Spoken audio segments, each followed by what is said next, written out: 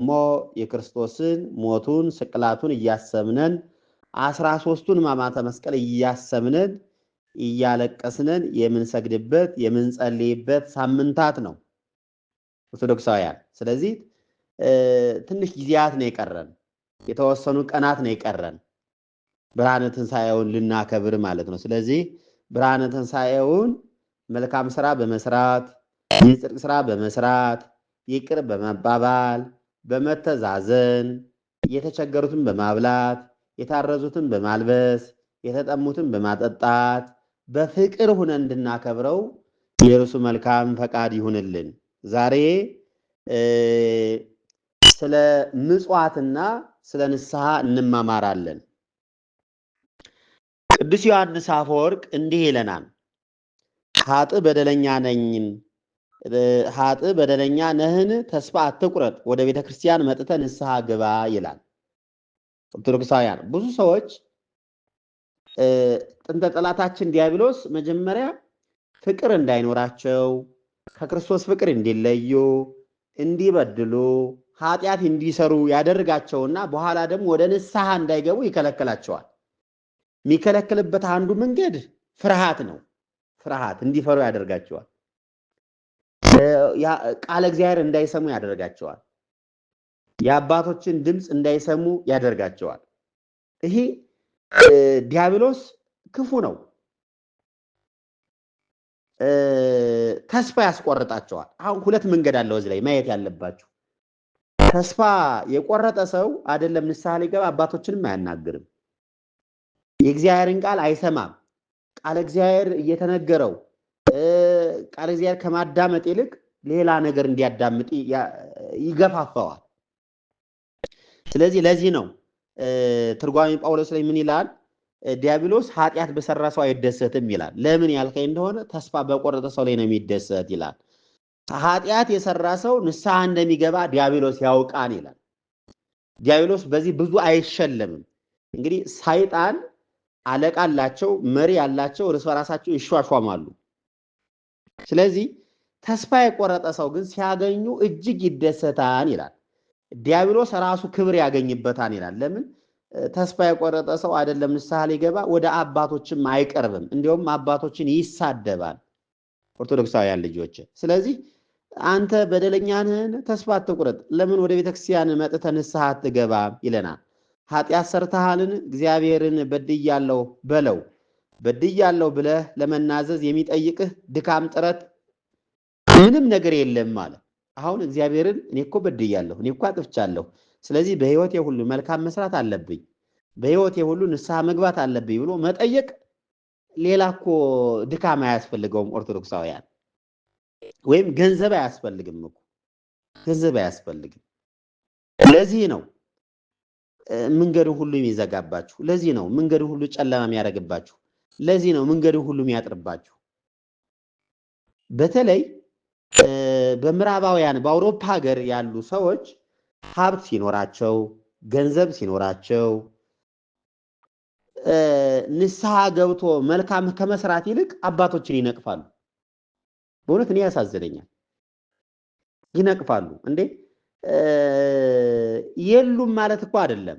አስመሳዮች ካሉ እንክርዳዱን ከስንዴው መለየት ነው ለእናንተ የሚጠቅም እንጂ በመንቀፍ ሰው አይጸድቅም።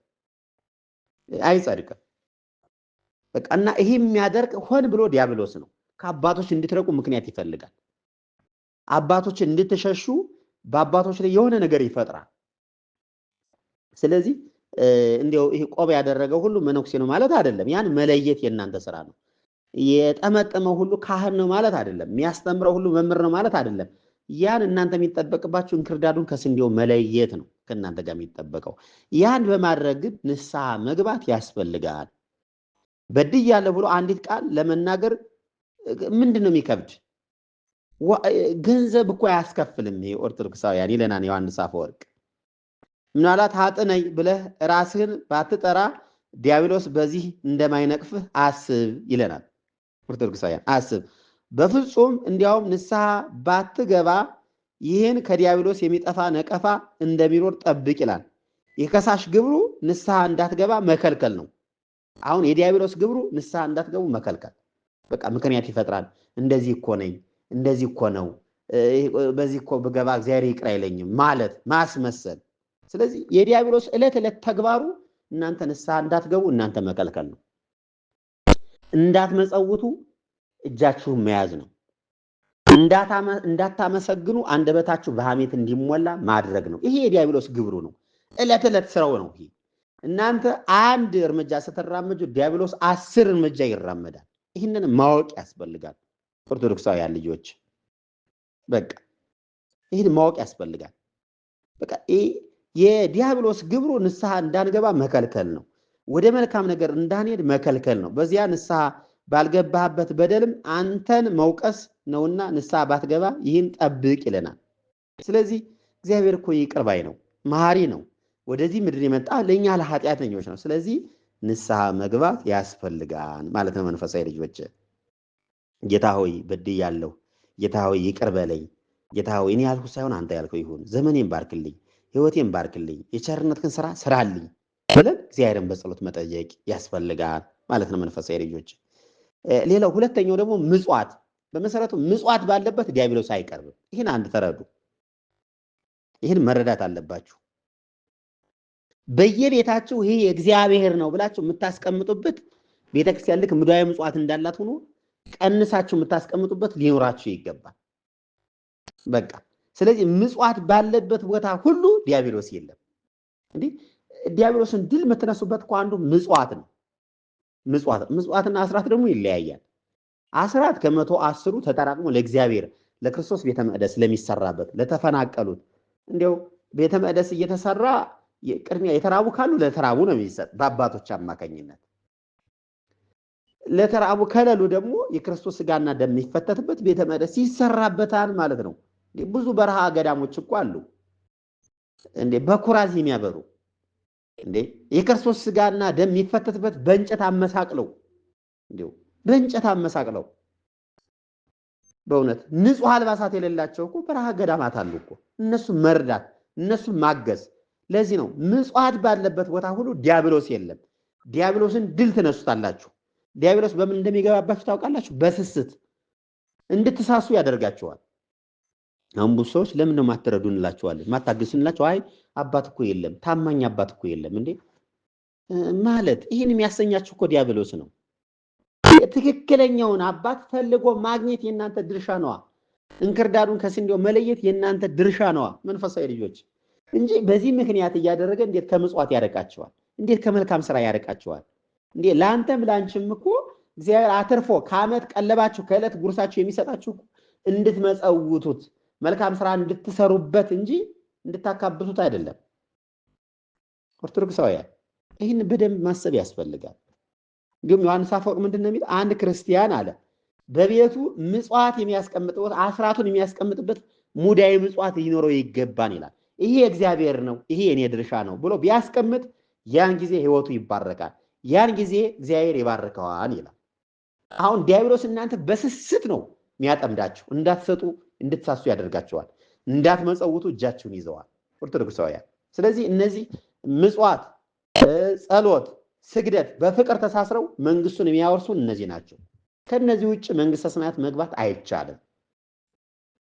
እንደው ወደ ቤተክርስቲያን ሄዳችሁ ምናልባት አባቶች ስላከበራችሁ ሀብታም ሆናችሁ እሱ ብቻ አይደለም፣ በተግባር ሲገለጽ ነው። በተግባር ሲገለጽ ነው። በእውነት በተለይ ወደ አውሮፓ ሀገር ያላችሁ በደንብ መስራት አለባችሁ። አንዳንድ እግዚአብሔር የፈቀደላችሁ እመቤታችን የመረጠቻችሁ ቅዱሳን የመረጧችሁ ቤተክርስቲያን ሰርታችኋል። ብዙ ስራ ሰርታችኋል። የክርስቶስ ስጋና ደም የሚፈተትበትን የቃል ኪዳኑ ታቦት የሚቀበትን መንበር አሰርታችኋል። ብዙ ገዳማውያን በበረሃው ያሉ ዕጣን ዘቢብ ጧፍ እኮ ዛሬ ውድ ነው። እሱ እንዳይቸገሩ ብላችሁ ሶራን ከ180 እስከ 250 ሺህ እየገዛችሁ ሰጣችኋል። እግዚአብሔር ይባርካችሁ። እኛ አባቶች መልእክት አስተላላፊ ነን። ስለዚህ ልጆቻችን እናንተ ጋር የሚጠበቀው የእግዚአብሔር የሆነውን ነገር አመቻችታችሁ ለእግዚአብሔር መስጠት ነው። አንዳንድ ሰዎች ለምንድን ነው ማትመጸውቱ ሲሏቸው አይ ታማኝ አባት አጣን ይላሉ። ይሄ ምክንያት አይሆንም። ይሄ ምክንያት ዲያብሎስ እኮ አዳምና ሔዋን እንኳን ለምን አጠፋ ሲለው አዳምን ጌታ ሔዋንን አለ። ሔዋን ስትጠየቅ ምክንያት ፈጠረች፣ ነገር ግን ምክንያት አላዳናቸውም። ወርደዋል። ኦርቶዶክሳውያን ከክብራቸው ተዋርደዋል። በኋላ ዳግማዊት ሔዋን በተባላችሁ በእመቤታችን ወደ ቀደመ ክብራችን ተመልሰናል። ያ የተዘጋው ገነት ተከፍቷል። ከሐሳር ወደ ክብር ተመልሰናል። እሷ ማናት ስሟ ካላችሁ ድንግል ማርያም። ስለዚህ በህይወት እያላችሁ መልካም ብትሰሩ የሰማይን ቤት ትሰራላችሁ። እናንተ ሀገራችሁ በሰማይ ነው አይደል የሚለን ቅዱስ ጳውሎስ። ስለዚህ አታስቡ፣ አትጨነቁ። ስትሰጡ በየትኛውም አቅጣጫ ስጡ። በምዕራብም በደቡብም በሰሜንም በአራቱ አቅጣጫ ማዕዘን ኢትዮጵያ ላሉ ገዳማ ለተቸገሩ ስጡ።